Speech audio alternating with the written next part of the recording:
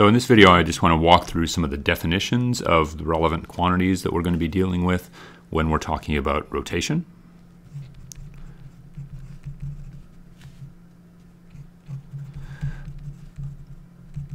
And as I noted in the previous video, these are really quantities that have a lot of analogy to the quantities in linear motion. So I'll try to make those analogies apparent. So the first quantity that we want to talk about is angular velocity. Okay.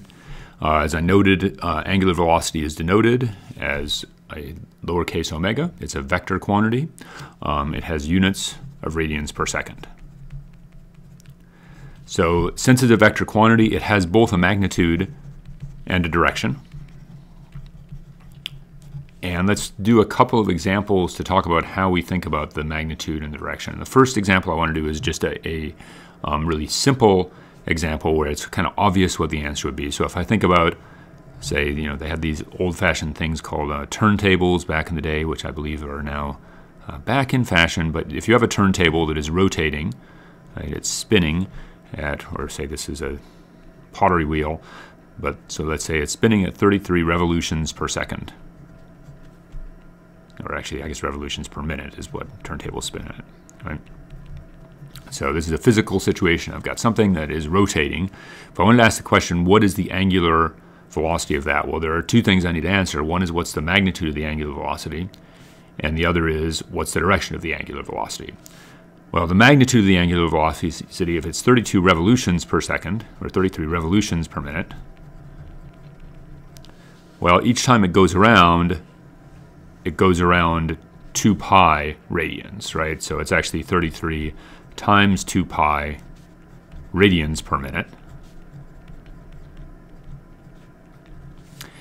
And of course, 1 second is 1/60th of a minute, so there's times 1 minute per 60 seconds.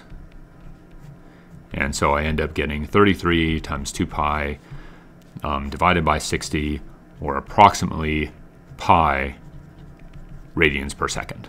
Right, so the magnitude of omega for this particular case would be about pi radians per second, approximately. Not exactly, since 33 divided times 2 is not exactly 60, but it's approximately pi. What about the direction? Well, the magnitude tells you how fast it's spinning. And the direction of the angular velocity tells you what the axis is that something is spinning about.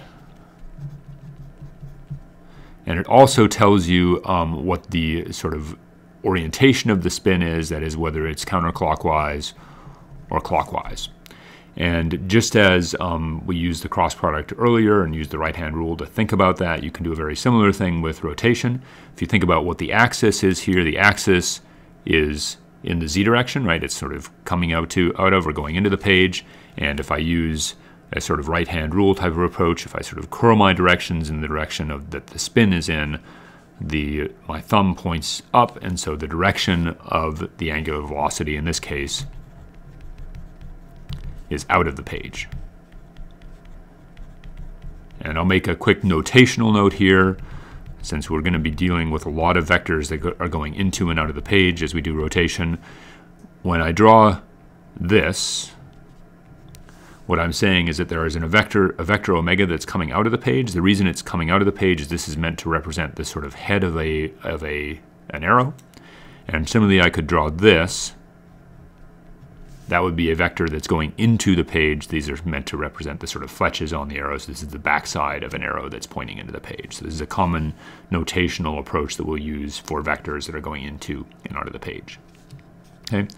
So in this particular case, I would say if I define a coordinate system